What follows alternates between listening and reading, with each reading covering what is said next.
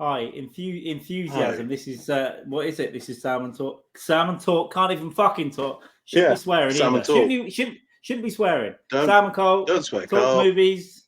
Salmon Yeah. Cole talk movies. It's obvious what it is. That's Sam. That's Carl. We're going to talk movies. Hi, and then if you haven't already, give us a subscribe because that'll be nice for all the. It's a big red button. You can't miss it unless you're stupid. In which case you might be. Not just subscribe, share, tell your friends, talk about it. Do That's all of what that. we want.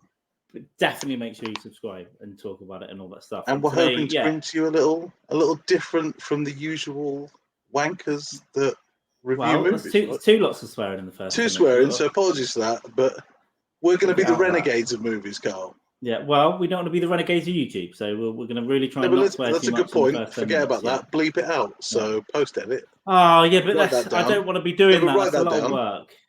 Yeah, but just write it down and then. Yeah, I'll watch it back anyway. Anyway, today we're going to talk about John Wick, but before that, yeah, we just decided to do it. We always end up talking about films anyway because they're good, and it's one of the only anchors to reality that I have in life is just watching films and watching that. I like that. Also, the escape from reality. The escape from reality. So, it's nice to immerse yourself in all that, and I've neglected the cinema again. Although I did hold fast during COVID, I did go a few with masks on and people fighting and having sex in front of me and all that. I saw all that during COVID. Great, good. I did try and keep on watching films, but yeah, I sort of neglected it again until we talked about this the other week, and then I thought, you know what, I like going to the bloody pictures, the cinema, the movie. I've recently got a real thing back for it again. Movies went off for a while, and they really did go off the boil for a while. And I don't know whether that's the studio thing because it's all superheroes, or I don't know what it is, but a film that I want to see next week, we've talked about a little bit, is Air. That's like this old kind of film that we used to see a lot more, which is like a character-driven thing, which is a story that is real and whatever, but it seems like those things are coming back. And I heard Ben Affleck on a podcast recently say that him and Matt Damon have actually financed it themselves, and what they're doing now, so that no one can interfere. It sounds like a weird thing, but what they're going to do is they're going to pay like all the crew and stuff are going to get like a minimal pay, obviously, to be there every day because they have to because of whatever. But they're going to sell the movie directly to studios, so they're going to make it, sell it directly, and then everyone on the staff, so like even the grip guy or whatever, the photographer guy, like they're all going to make more on the back end. So they're going to share the profits. Nice. So the better the movie does, the more they all make. Like, and I think, and that's because obviously they were saying, and I don't know if you saw the interview with Matt Damon where he was talking about, it was one of those Hot Wings things. You know, we did the challenge on Channel Arians with the Hot Wings thing, and he was talking about how they don't make movies like that anymore. You know, and I think they want to do that again, go back to making these good, well-made movies that are good acting, good stories, good everything, instead of just 3-hour superhero epics that really everyone's bored of now. So so that's I reckon that's a good thing, and I'll definitely be up for watching that as well. Sounds good. I need to look at the trailer and all that. I saw the screenshot of it the other day. It looks fun. It looks like a good thing to watch. But today, right now, John Wick, in it. I mean, John Wick 4 of all things, the 4th masterpiece. So that's Sam's overall feeling. It's a masterpiece. I had a lot of fun in there. It's by, I've only learned to say his name just now because I don't pay attention to anything anymore. Chad Stahelski, right? Polish. Yes. Just learnt that. Yeah. Better be true. Yeah. Former stuntman. Former stuntman, became writer director. Big in the John Wick stuff. He 100 million. Keanu, I think. Hence the. Makes 100 mil budget. Sense, really. 100 mil budget, not too expensive for the big things, but I assume I haven't looked at the others, the information that I never have. I assume it's a little bit more than the. So the first one I think was like 15 to 20 mil budget. Yeah.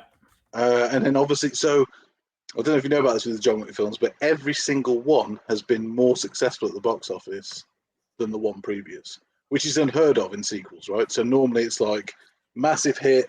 And then it kind of like feels, apart from superheroes again, because obviously it's family movies and whatever, and they all, everyone goes to watch it. But like I can't think of another. I suppose it's called an IP now, right?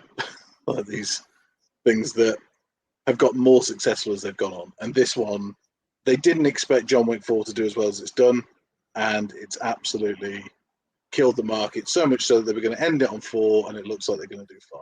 So yeah, it looks good. So the first one was about 30, the second one was about 40, and it's just gone up. But they've made more. They made $90 million on the last one. They were already at 122 on the global thing the other day. So I'm sure that's keep going up this week. It's only just come out in the last week, so they're going to make enough.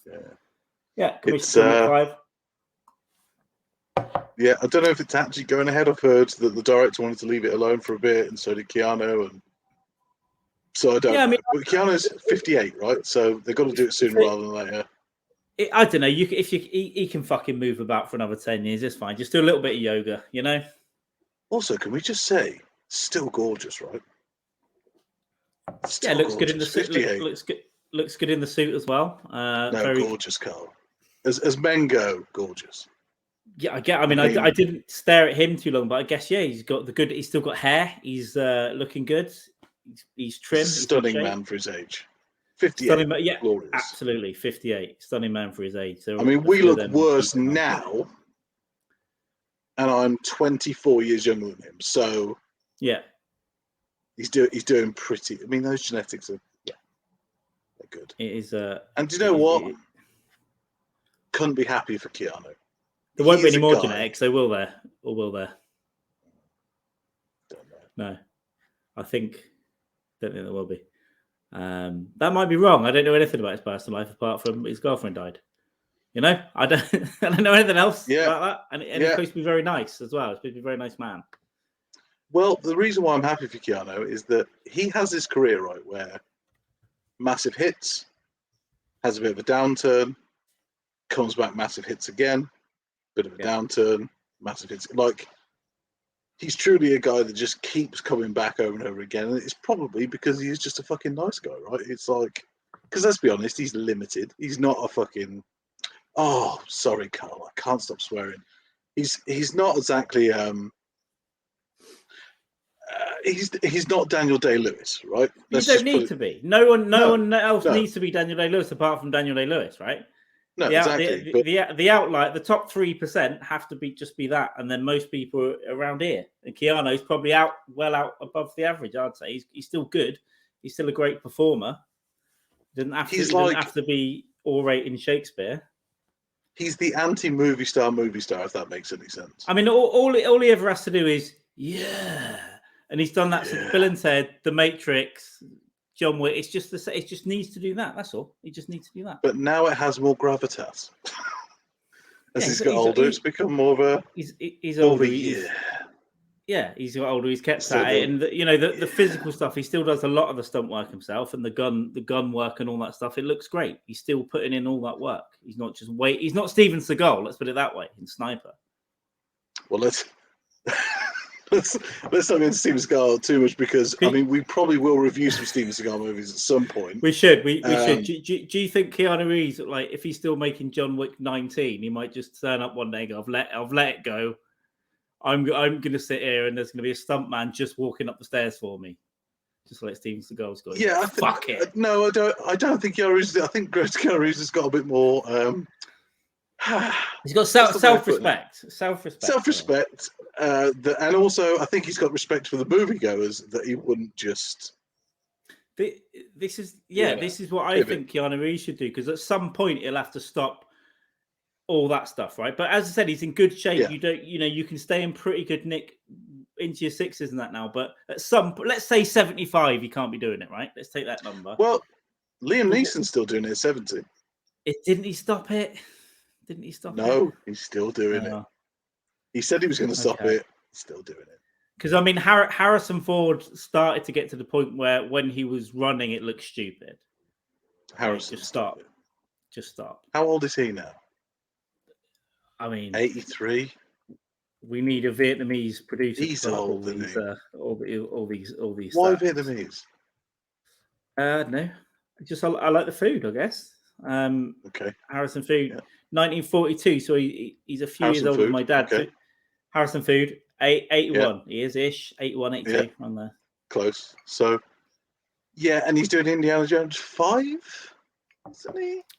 Yeah, but I think what they're going to do with it is going to be a handover to a new.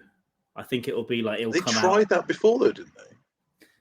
I didn't even watch that film. I know we're getting off No. John Wick. This will happen, guys. But I, do you know what? It was on ITV about 15 years ago, and I turned it on for 5 minutes, and I just went nah and turned it right off again. I think I did the same. I think I tried to watch it, just couldn't. And the thing is, I'm going to shock a lot of the world. Not a big Indiana Jones fan, right? It's just I never really. I loved the original trilogy. I went to watch. I did the whole trilogy at the student cinema years ago. I still got the T-shirt. Does not fit me. Of course it does. Well, it didn't then. It didn't then. It didn't then. Right, and now, yeah, I'm a lot bigger. So hey, I'm not. It's gonna. And anyway, we were not going to get into weight on this. Although, if you like, I could keep my weight in the bottom corner every episode if I can be bothered to do the editing. No need to, because mine just keeps going up. So let's. All right. Well, I lost a lot, and then I've just gone up a bit. But we won't get don't into worry that. about it. It'll just end up being general arrogance otherwise. But I did go to the gym today, and my arse is going to hurt tomorrow. Not just because of the exercise. Okay. Okay. Let's see. All right, let's get back to John Wick, ladies and gentlemen. So so we've covered the budget. Now, the characters. Let's start off with the characters. We talked earlier. Apart from Keanu Reeves, I'm a massive Laurence Reddick fan. Rest in peace, sir. Was it last year that he died? Same. No, like 2 weeks ago. 2 weeks ago. So it's all when celebrities die. I think either they've been dead for years or they I just get confused. I get confused. Laurence Reddick. So he lost from Fringe. I think he was in Bosch. He was in The Wire. Was he? Yeah. Was he also in Spartacus? One of those Spartacus TV shows years ago. I think he was. I watched it. One of the leanest men I've ever seen. I mean, even when he was like 50 odd, when he took his shirt off, it was like granite. I was like, Jesus, lad. Jesus, calm down. All right, calm down. He's probably someone's granddad, and he's. He was 60 when he died. 60 years. Yeah, and you could tell a little bit in this film. Obviously, I thought, oh yeah, that's right. This probably was the last thing he did, or one of the last things he did. It's like, he was getting up there. But, what a shame. But I'm a big Laurence Reddick fan. So he obviously plays a concierge to Ian McShane's New York hotelier. I mean, Ian McShane is. What can you say about him? He's great. I mean, do you know what it is about Ian McShane? I don't think my feelings on Ian McShane are that Ian McShane is Ian McShane in everything that he's in. But he's very good at that Ian McShane thing that he does. He's believable, and there's a certain presence that he has on screen that just makes him very good at those characters that he does. And particularly, I think this might actually be one of his Glorious, right? Glorious.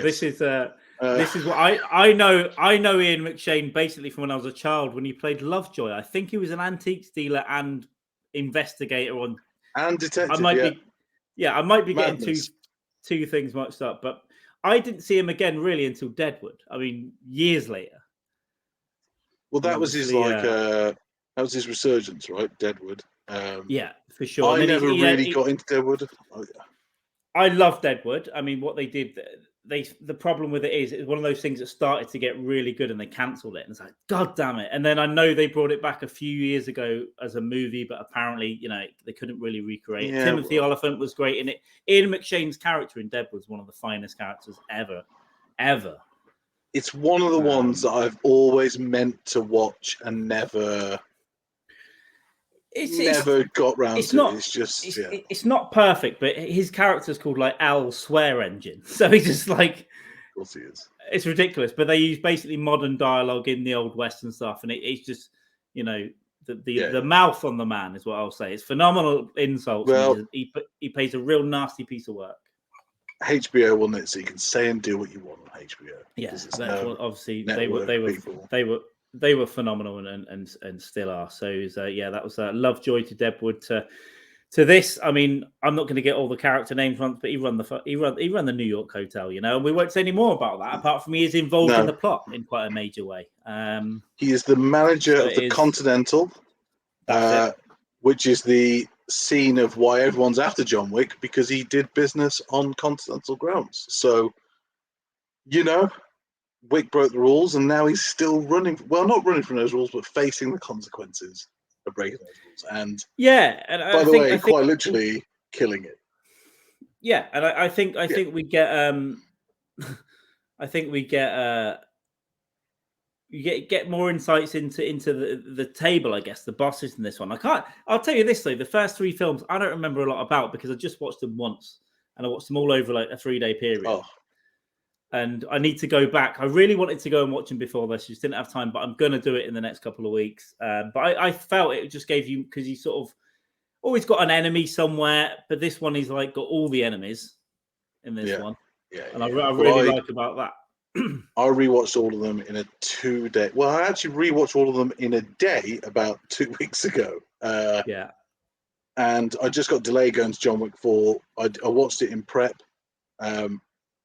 They're just like, for me, the first one is like we were talking about with Bourne before, right? Changed the game of how action movies do. Like Bourne, as you can see, is the predecessor to this kind of action movie. And then we saw things like The Raid and stuff like, like foreign movies that kind of took that thing. I suppose actually Bourne took the ideas from those Eastern movies, right? The action sequences and stuff. In like Western movies, though, it was the first ones, and it's all about the close quarter battle, really intimate, like fighting and stuff, right in your face, really. And what I love about John Wick is just the it's just chaotic. It's just right now I'm going to hold you down, shoot you in the knee, stomach, throat, maybe stab you, give you an elbow, and use you as a shield. And it's great. And the thing that I find about it is that it's so unbelievable, but you don't find yourself in disbelief. Like, it's so well done that you can almost believe he's that good at what he does. Like, it's like there's a scene, and we talked about this, and it's no spoilers really, but there's a scene where he's got a fire shotgun, and it's all filmed from above, and it's fucking fantastic. Right? It's the way it moves from each room to room, and he's just, it's honestly, we can may as well talk about that now because it's in one of the one of the final buildings, and the shot just goes up to like an aerial plan view where where you see a shot where the camera goes between walls and shit. So it's all that. So he follows him room to room, and there's a dog. He's got a fire shotgun and a pistol, and there's just chaos and people dying. There's another guy, which we'll talk about in a bit, Mr. Nobody. Just he's killing people. So that shot is phenomenal. It's just panning around all these rooms from above, and you. It's just a oneer, isn't it? Just a one shot of the whole thing. It's one of my favorite things.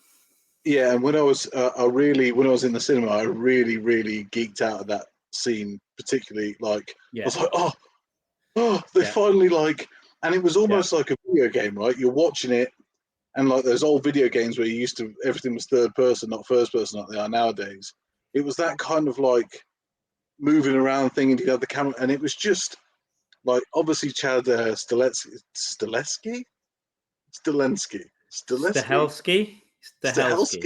just Chad Stahelski.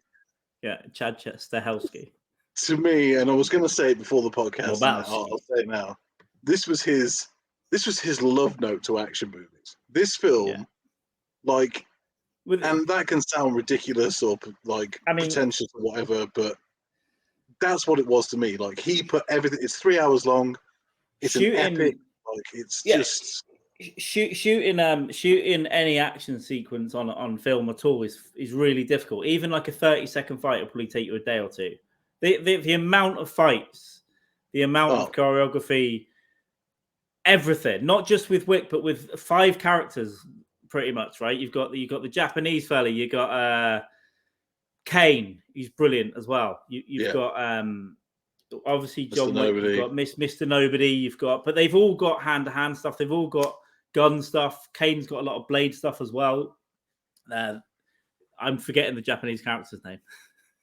Oh, the one with the daughter who owns who's one with the daughter. Anyway, those two, they both had some good action stuff. That a load of stuff in that hotel as well that I really liked. Sword fighting as well.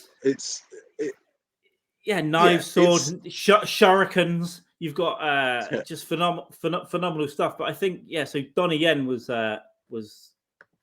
Kane. Nunchucks at one point, from what I remember. It's just nunchucks. I just forget because there was so much packed in. I'm like, the nunchuck scene. It was like he used those for 5 minutes. And it was just phenomenal. But that's all part of a 40-minute scene. There's like a 5-minute sequence in a 40-minute scene. Like it's pretty early on in the film as well. But he's using the nunchucks, and not only that, he's wrapping people up, and then still using his gun, and they're still using hand-to-hand combat. Here's the thing, Carl. You say phenomenal. pretty early into the film. That was about 90 minutes in. Yeah, I thought that's how much I love this film. I was just but you're zoned in, aren't you? You're like I got but Donnie Yen. Let's discuss Donnie because you've had him up twice. I mean, he looks like he's in the Matrix first of all, isn't he? Right? He's cool as shit. Shade suit. He comes into it all hobbling around, and this isn't a spoiler. You know damn well that this guy hobbling in to the table and whatnot, he's just going to be a badass. He takes on the contract for Wick again. That's pretty early on in the film. Missed out an important part. He's blind. Go on. Yeah, he's also blind. But you knew. That's why it's called Kane. I still knew. You still knew that what he was going to be using sonar and clicks and all this stuff. Absolute phenomenal. One of the baddest men on film, for sure. I also liked, unless you've got anything else to say about Kane, I also liked the elder who was. I think I've taken some of this of IMDb. Bill Skarsgård? No, that was the marquee, or the main guy at the table. So the elder was Georgiou. He's basically the big guy that kept coming back, and he's big guy, big head. He's in the suit. He's one of his. He's Skarsgård's main guy. Yes. Like the head of his crew. Yeah. He also almost unkillable. Just absolutely phenomenal. He's almost the counterpart to John Wick, right? Even though Donnie Yen is technically the counterpart to John Wick. Yeah. They're supposedly old friends. There's kind of like a respect thing. They don't really want to kill each other, but but he's kind of forced into it, right? Donnie Yen, he doesn't want to, but they threaten his daughter. And it's just madness. And then, so another character that I loved, if we're going into characters, is, do you remember the fat guy who was at the poker table? Yeah, right? yeah. He's do you know who that is? No, and I know that I should, because I was looking at him going, who are you? That's Scott Adkins. And I don't know if you know who Scott Adkins is. Scott Adkins, for a time, was Jean-Claude Van Damme's protege. Okay. And if you look him up, you'll see a myriad of action movies that he's, straight to DVD. So that's I say straight to DVD, straight to streaming now, right? But Skarsgård, I thought, was one of the few weak points in this movie. I liked him, but I also like the fact that he doesn't look that tough. I like that. You're not really. It wasn't that for me. It was the terrible French accent. Okay, yeah. Well, it kind of took me out for a minute, and I was like, oh. I'll probably notice it next time I watch it, but I didn't really notice. But this guy, yeah, and when you've got a fat guy throwing well, go down and see how he really looks. Oh wow, that's really? Him there. Yeah. So I tell you what, because I thought it was just one of those really athletic fat guys. I did as well at the time, and then I realised I was like, hang on a minute, Scott Adkins is meant to be that. Because you've seen those videos of like a guy that's 22 stone, but he can do flips, and he's playing football like a genius. This isn't quite the same. It's not Scott Adkins, but I played five-a-side with a guy, big mess of a man. But I tell you, you couldn't get the ball off him, and he'd score all the time. He just little feet. Yeah, just didn't need to run anywhere. He was just brilliant, and he just got big over the years, But that scene as well with him in the poker guy, that scene for me was fantastic again. That sparked off like one of the last things, right? And so we get like a standoff. We get at some point that it's going to kick off, and it's this big dramatic thing around the table. I thought it was brilliantly done, and then that leads into the nightclub thing where you get him fighting, which I thought is phenomenal as well. When he fucks, let's just say he fights pretty well. He frigs up. Almost choked. Frigs up a character. Hang on. Yeah. Oh. Breathed it in. I got so excited I breathed in my drink. Well, that's okay. We've all been there. Yeah. But he looked great. His suit and the gold teeth and that, I think he's a great villain. It's the problem is with this movie that there is so much, every moment that we talk about someone, some bit, we can talk about another bit, and that's how good this movie is. That I could talk about it for days. It is difficult, and the other thing that I really, really, really like, which I did talk about, I don't know if it was this film, but we talked about something on Gentle Arrogance the other week. By the way, on this channel, at the moment there's nothing up on Gentle Arrogance apart from the last thing we did, and I'll slowly re-release some older ones just over time, just to keep it. This is just a movie podcast, but we kind of talked about movies last week, right? Yeah. What were we saying right there? Because something that I really liked. Yeah, we were talking about. It might have been John Wick. It might have been something else. No, it was Last of Us, but it relates to this as well. It's about like using guns and reloading when you're supposed to reload. When there's 14 shots gone out of a pistol, he's reloading. Because you think, oh, that's a load. And you think, no, it is about 14. And then as soon as you think that, he's doing a real quick mag change or a slow one when he's all injured on the floor. It's all realistic. Yeah. All that stuff. As unbelievable as like a lot of it is, that grounds it a bit, because he's going, because you never see people changing magazines, or you do, but they fired 1,000 bullets. You think, well, you would have done that 5 times already. Well, that's what I kind of meant earlier when I was talking about how, even though it's so unbelievable, and it is fucking unbelievable. Oh, I keep swearing. Even though it is unbelievable, like it's like you say, it's grounded in moments where and then the jiu-jitsu practitioner in me sees these certain things that he does as well, and I'm like, this would work, and I've seen it work in real situations, and that's why I think that's why these movies are what they are. Is that it's so absurd, but it's so grounded at the same time. It's really difficult to draw that line. Like when you watch The Raid or Ong Bak or these Eastern ones, you kind of go, well, this is absurd, right? But it's entertaining, but it's absurd. This is grounded at the same time, and that's what makes it so enjoyable. It does it with fighting. It also does it with shooting people and stuff, because they look like they're getting shot. That you're not going to die if you get shot for the most part, unless you get shot in the face or the heart or something. You're going to go, quite a lot. But that's why he's taking 2 or 3. He might shoot him in the dick, in the stomach, then in the neck. And the guy's in body armor in the hotel as well. The only place you can get him is in the neck and stuff. But he's hitting them back and sticking a knife in. It's still making it realistic enough. So people aren't dying or getting knocked out for no reason. But he's also doing what he should do. There is now. I'm going to get onto like a time. They're not. These aren't criticisms. I said earlier, I fucking love the movie. I think it's great, and they might also be part of the absurdity of it as well. It's just a couple of things, and for me, it was just like in the hotel. First of all, in the gallery, I thought. Now I'm thinking about it. I don't think this, but I was just thinking at the time when I was watching it. There's just a bit too many of the same action sequences in that thing. Maybe there's 16 of a very similar thing when there could have been 13. I don't know if that makes any sense. Like he's killing a lot of people in the same way, and it's like we could have maybe just did less of that, but that's not unnecessarily like terrible. The other thing was that the Arc de Triomphe, where he's getting hit by cars quite a lot. But you've got to then suspend belief, but you think maybe don't hit him with 6, maybe hit him with 4. It's just little things. It's just and then when everyone else gets hit, they just die. So the way that I look at massive. It's not massive. Your first criticism I retort with that. The hotel so when you think about a movie, right, you kind of have to go, okay, we're going to build to this massive ending, right? And that bit that you talk about in the lobby in Tokyo is kind of at the start of the movie. It's about half an hour in, but it's kind of at the start of the movie. Yeah. And it's the first real big action sequence. It's like the first. I think what that is we're going to do the standard kills here. We're going to make this.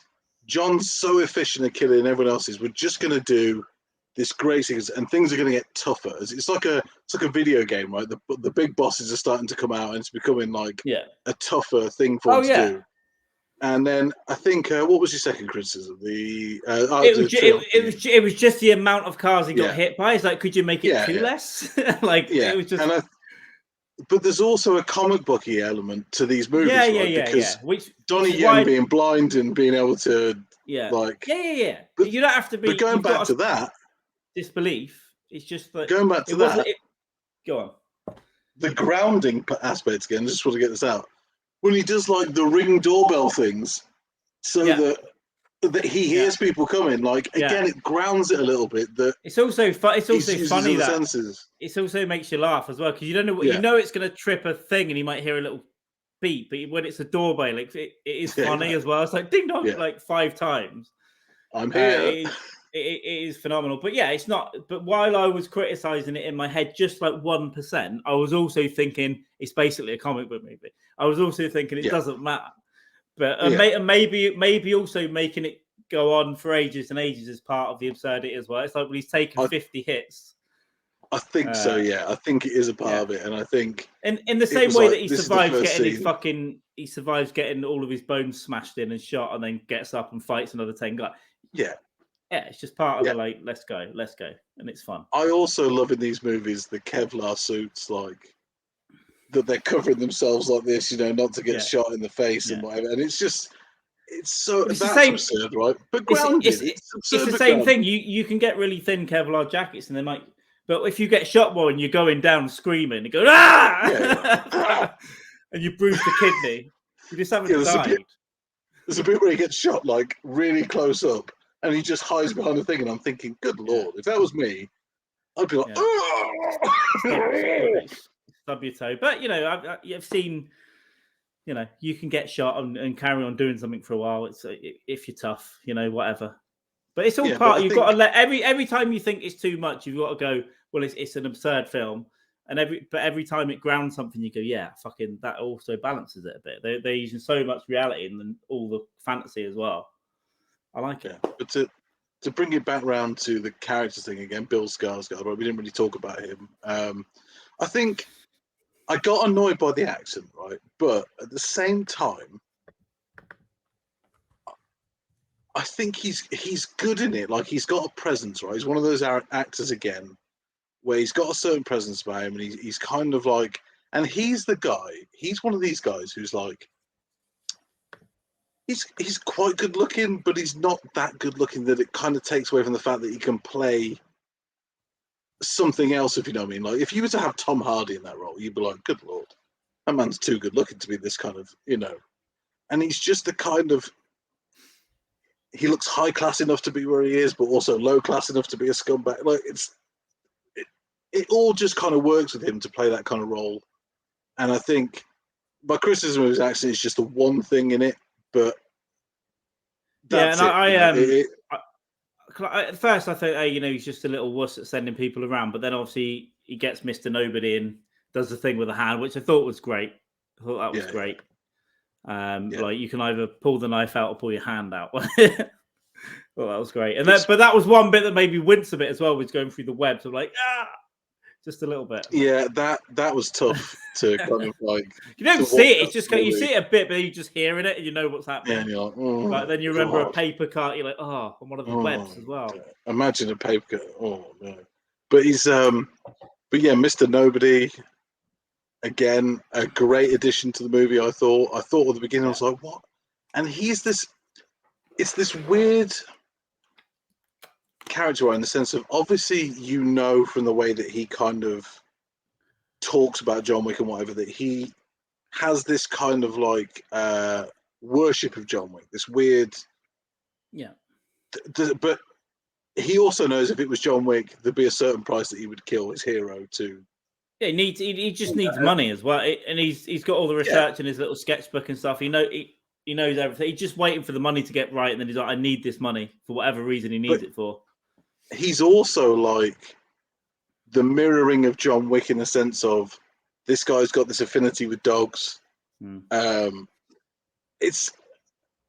kind of like the same character, if that makes any sense. They're like loners, but he loves this dog, and John's the same kind of person, but he's got a good moral compass, but at the same time he's conflicted with this killing people. Like it's this weird thing where he's like, and I think the reason why they've put him in that movie is I know they're going to do spin-offs because they're already doing one called Ballerina. I was just I think thinking Mr. Nobody's a spin-off. I didn't realize we were going to do it, but I just had that in my head. It would make a good spin-off character, like for a TV show or a movie or whatever they're doing. Because his backstory is interesting, right? His backstory is great, and I like the fact that he knows everything. He's just got everything in the sketchbook, so maybe it's good to find out how he's his past, basically, how he's become who he is. Well, that's it. Yeah, I'd like to see that, and I think that he reeks of spin-off. He reminds me of like an 80s character. I can't even describe it. Just like an 80s extra character that's in the film, or like the other guy that's in this team. So I think he's decent, and whatever they do, it's also that sort of thing. Yeah, you can just keep. You don't even need Keanu Reeves at some point. It won't be the same, but it can still be good. You can have TV shows and movies, and it's a good mythology, right? I think the idea is to kind of spin off, because it's an IP now, right? Like everything that's in Hollywood now, if it's a big thing, it's IP. And I think there's two things I've heard of. There's going to be a TV series called The Continental, which is going to be about the beginnings of the hotel with Ian McShane, but obviously not Ian McShane. It's going to be a younger version of him. Yeah. And also Ballerina, like I said before, with Ana de Armas. So it's like the female John Wick, and she's beautiful and one of the biggest stars in the world. Decent. She's decent, and I was just thinking that might come in the Continental stuff, but like the early days of the table and all that, or earlier days of that'll be interesting as well, because you get all these antiquated rules they've got about this duel and all that stuff. So it might be interesting to see how that came together. The old men in a room, or whatever it was that came up with.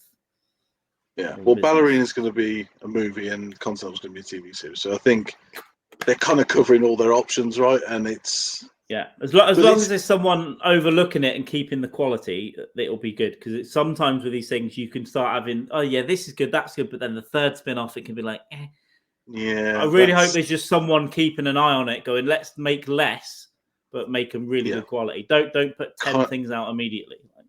Kind of like Jon Favreau with the Star Wars things, right? Well, that was less. That was more Kathleen Kennedy with that. He did a couple of things, but I like Mandalorian and stuff. But with her, that was just like, let's do this trilogy. We're gonna have another trilogy. We're gonna have that trilogy. We're gonna have these three. It's just too much, and they've had to sack half of it off. Favreau took over after the Marvel, because he was doing the Marvel stuff, wasn't he, for a long time? Yeah. And then he's taken over from that to Star Wars. With that, Marvel slipped as well, because the first couple of phases are quite good actually, but then the last phase, they just made too much. It's like, why have you got 10 TV shows in a year and 8 films? So what do you think is going to happen? Well, yeah, and it's the quality. It's one of those things now where I think. So we're going to be off topic, but I think DC might take over a little bit. So I've seen a few of their adverts recently, and there's a chance. I mean, the Flash looks really good. I really like James Gunn, so I'd be hopeful for his Batman and Superman stuff that he's doing. Peacemaker was great, the TV show. Plus, I like, because they're going to have like an alt-verse, basically. So they're going to keep Robert Pattinson's Batman as a separate thing and have the DC universe. But this Batman thing will be 4 or 5 years down the line that he's doing. But that's going to have a new. Yeah, but did you see the Batman though? I liked it. I didn't. We can talk about that another time. But I definitely see a load of stuff wrong with it. It's not perfect, but I like a good chunk of it. It's a bit too long as well. So it's boring, but but I think that can be fixed by cutting half an hour out of it. Cutting an hour. You could cut an hour of that film easily. It took me a minute. There's a lot of Robert Pattinson staring into space. Yeah, it took me a minute to get used to all the emo stuff, but I didn't mind that take on the character, and I didn't mind about where it was. But there's a bunch of stuff wrong with that. But overall, I've seen it twice now, and I'll do that. By the way, if I hate a film, if I'm really disappointed, I'll be like, I'll watch it again. Because I kind of get sometimes 3 or 4 times. I had this right, and I'll admit this as we come away from John Wick. I had it with Batman versus Superman. I know we talked about it before. I was so disappointed with that movie that I was like, no. When they did the mum and the ma thing, I was just like, in the cinema, just going, why? I think I went to the cinema at midnight to see it, right? A double showing of Man versus Steel and all that. I was like, oh God. I went the next week to watch it again. And I knew that was coming. So when you know all the pain's coming, you can like forget it. I know that's happening, but let's look at what else is good. And then I watched the extended cut, which is better. But yeah, it's Zack Snyder was that one again? Yeah, Snyder did that and Man Yeah. of Steel and then Justice League. Yeah, so it's got massive problems, as by the way, all Zack Snyder's properties have massive problems. Yeah, I mean, we could But talk about Army of the Dead. They've always usually got some good stuff in them as well, and it's just maybe you need someone else to come in and say, "Hey, Zack, you're right, but let's cut this." Well, let's pivot back to John Wick and let's talk about what we. Yeah, and then we'll go into that after. We could talk about those things because we like to have a moan about things as well. It's we're very positive about John Wick this week, but you know, it's not always going to be that way. Let's face it. We're going to watch some turds, and and I think it's we're going to call it a turd. It's absolutely right. We should definitely do some Seagal stuff down the line because we'll have fun with Steven Seagal reviews. I had an idea when we said it. We should do a review of. We should have a separate series of Steven Seagal reviews, and really pinpoint the moments of how absurd. We'll have we can make Seagal a separate playlist and stuff for sure. Yeah. Anyway, John Wick. Have you got anything else to say about it before? Let me just give my piece on it. I call it a masterpiece at the beginning, and the reason why I call it a masterpiece is in terms of action movies. I don't think, apart from maybe Taken, The Bourne Identity, and there's got to be a couple of others in there. I'm gonna put. Well, I mean, parts of Casino Royale I think are really good in terms of that kind of stuff as well. Yeah. Although you've got the whole weight that it's we know you can have all the James Bond shit in it as well, right? Yeah. But I think that's really good. But that was stemmed from Bourne Identity, which I think is phenomenal. I'd put Bourne Identity way up. Taken, I don't think it is as good as Bourne Identity, although it's a pretty good action movie, and it was a surprise that Liam Neeson is in there doing that, right, as an older man. And also, I think it was a film that I had no expectation of when I watched it. I thought, this would just be a throwaway action. I thought it'd be an absolute cheese. Yeah, I thought it'd be awful, and then it's become like this iconic, like that scene when he talks about "I will find you and I will kill you" has become this iconic thing, right? And I think phenomenal for me. Taken is the thing where it's like the middle step between the Bourne films and John Wick, where we are now. It's like that middle thing where it became more actiony, less scripty, and then John Wick's kind of gone the full. And I think that's why I think John Wick 4 is a masterpiece. I think it's like, in terms of movie, like enjoyment and like I say, the French accent thing, but I didn't think about performances particularly in the film. I didn't think about, like, I wasn't into the nitty gritty. I wasn't like, what's this guy doing here? There's no wasted characters. There's no wasted moments in the movie. There is the best action sequences I've ever seen. That shotgun thing, like I said, filmed from above, is like a fucking. It's a beautifully filmed scene. Yeah, it's amazing. And it's like, and like it reminded me of. I don't know if you've ever seen the film Birdman with Michael Keaton. Yeah, but that's filmed in a one shot, right? It's like this chaotic one shot. I've only seen it once, and we should definitely do that movie because I absolutely love Birdman. Great movie. It's really unique. Great movie, and like it reminded me because that's all done in one shot, one take, all the way through, kind of thing. And that scene, like it's almost like it's an homage to those kind of things. The way it's filmed, the way it's done, it's magnificent. And if I had to score it in like because we talked about scoring these things before, I'm gonna have to give it a 9. I can't give it a 10 because nothing's perfect, right? It's like I think it's very difficult to give something a 10, but you can also give it 0.2s or 0.1s, whatever. Yeah. So you're gonna give it a 9. Yeah, I also agree about the. Now I think about Taken and where it is. Yeah, Bourne Identity, this and we needed something new, someone younger, even though slightly younger, I guess these days. But I just looking, the first John Wick was 2014. I didn't see it when it came out, so I must have seen it. Yeah. I think I watched the first one about a year before the second one came out, and then I watched 2 and 3 pretty close together as well. But Taken 3 was the same year as the first John Wick as well, so it's almost it's seamless. Like although I'll be perfectly honest, I haven't seen Taken 2 or 3. Don't bother. Well, I'm gonna have to watch it. No, don't. No, Carl, don't. I heard I heard very bad things about Taken 2 for sure. I don't know what. Taken 3 is worse, right? If possible. Okay. So Taken the original, I would give a solid 7.8. Yeah. Right. 2, a 4.5. Wow. 3, a 3.3. Ironically. Well, I'll probably still give the second one a go, and if the second one is so bad, I won't watch the third one. But I feel I just need to see it, and I'm going to watch the first one again as well.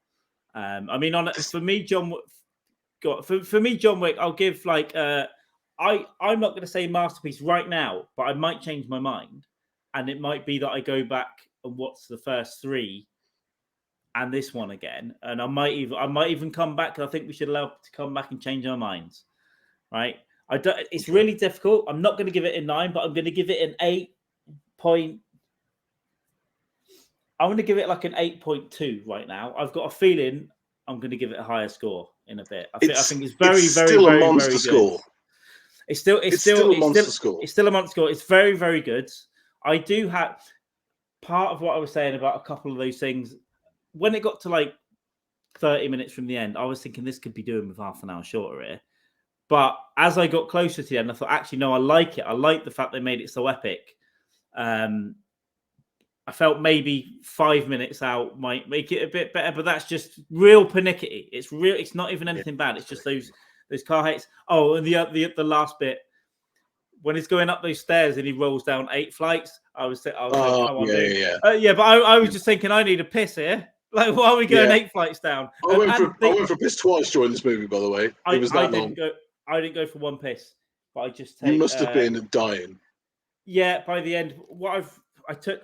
Speaking of that, though, pissing basically. Put that in. That's all I had in there. If I have Pepsi, I'll be pissing. So get this. It comes to the final scene, right, where they're doing the. Well, I won't try and give too much away, but it's Donnie Yen and Keanu, right? Yeah. That was always going to happen. Yeah. Always going to happen, right? A guy, let's say there's 10 minutes left in the movie, goes for a piss at that point. And I'm like, what are you doing? But you don't. I get it. I get it, though, because you might have needed it at 2 hours in, and you just go. Just go in 2 hours. You know it. Yeah. But, you know what you're doing. You still got an hour left. I've done it before. I've held it, and then think, God, that I've missed like really good scenes and stuff. Question is, did you stay for the post-credit scene? I did not. But you know what? No point. Okay, well, I'll watch it online right after this. I'll find it online right after this. It was no. I'll be honest with you. I did, as I said, we got about 30 minutes from the end on that stair stuff. I was just thinking, can we just get this finished now? It wasn't because I didn't like it. It wasn't because I didn't like it. It's just because I thought, can we please get to the end scene? I'll admit that when he fell down the stairs, I also went, oh, like it was an audible groan. It was also, it happened twice. It happened. But then he did the 5 flights. You're like, come on. But do you know what that is? Now that you said it, do you know what that is? What? That is because you know you're reaching the crescendo, right? You know that you're getting to this peak moment.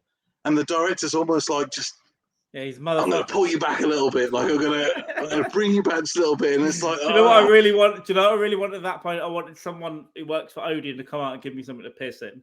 That's what I really wanted. Please. That's what they should have supplied. Well, I think I'm going to start taking one of those Willy Cup things that you can just take into the cinema. Actually, no, it wasn't empty. It was pretty empty because I went in the afternoon, and I got myself a good seat. But there was one couple right down the other end of my row. So, other than that, I could have probably got away with peeing in a Pepsi bar. But the one strategy in terms of that, I always used to take like a Pepsi Mac and some minstrels. That used to be my thing. Yesterday I took nothing because I didn't. I'd just eaten, but I did take a bottle of this.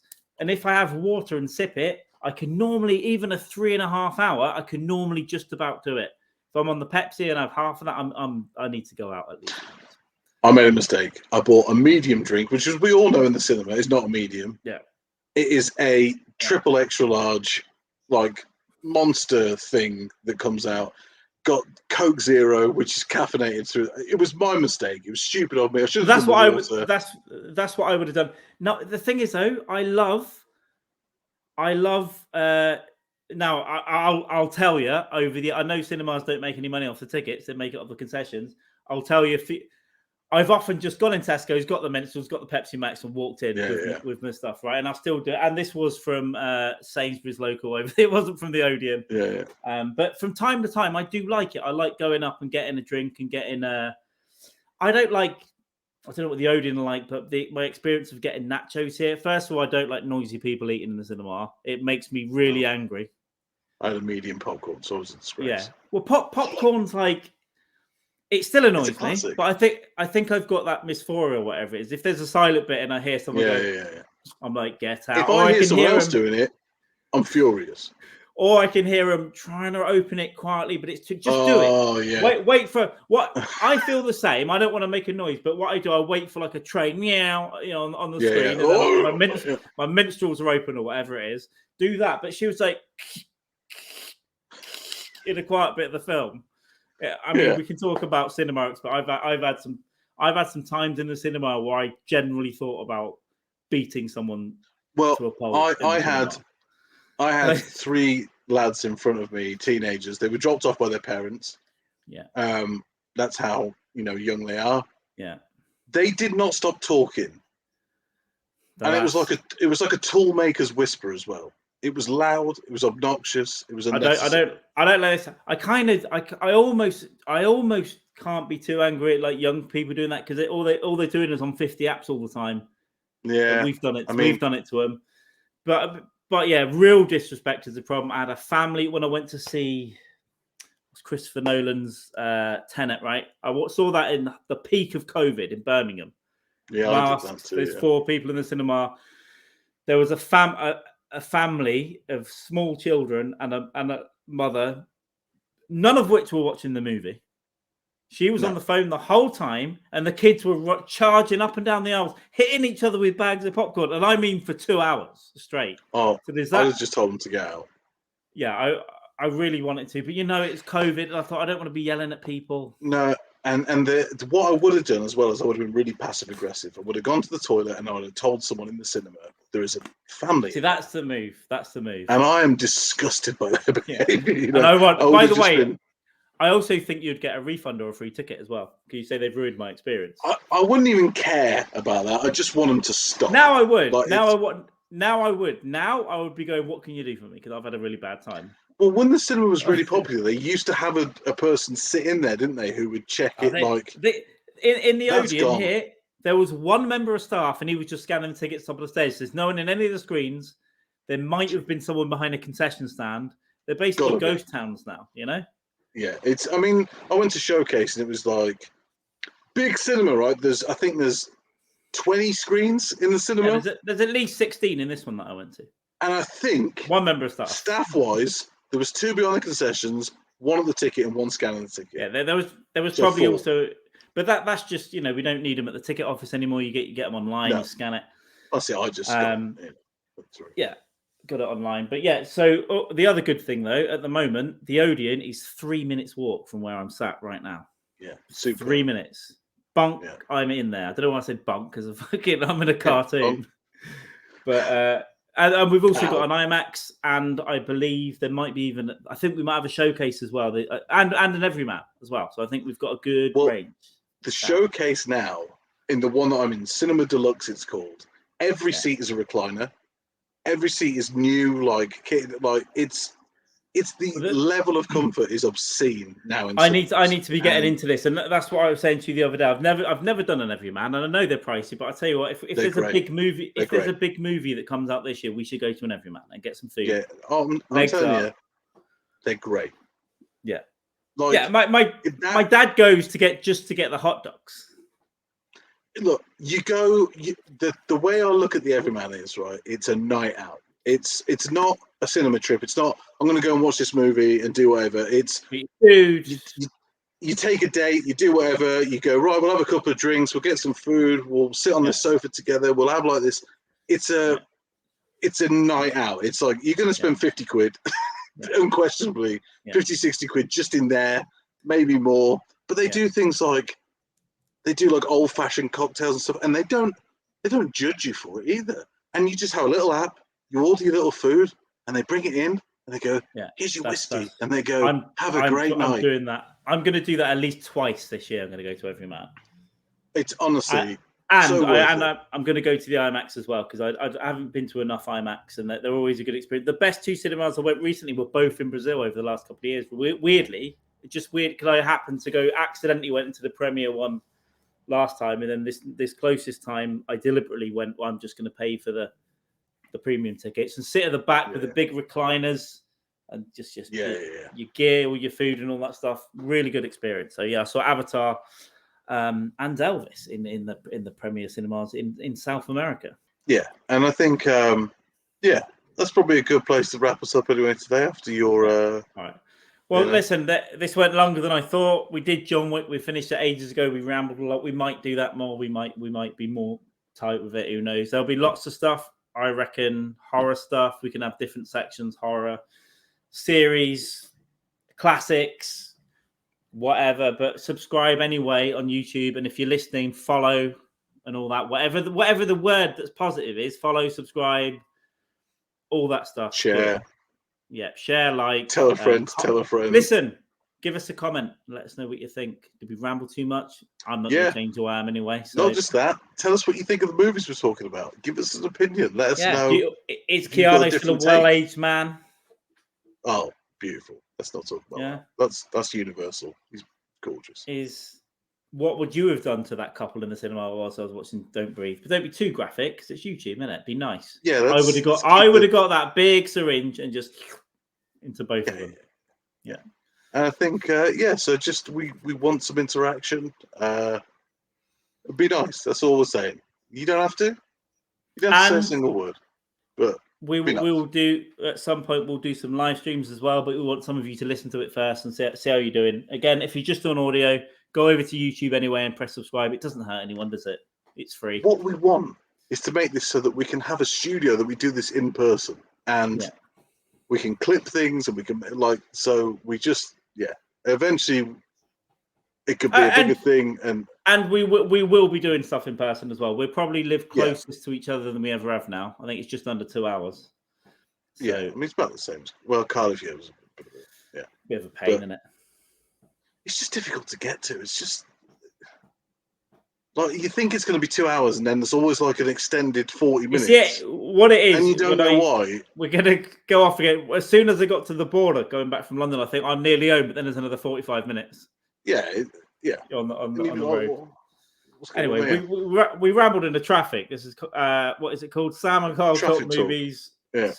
Traffic Talk with Sam and Carl. Subscribe everywhere, and if you got any suggestions of things you want us to cover as well, let us know, and we might well ignore you, but if it's good, we might not. All right? Yeah. See you.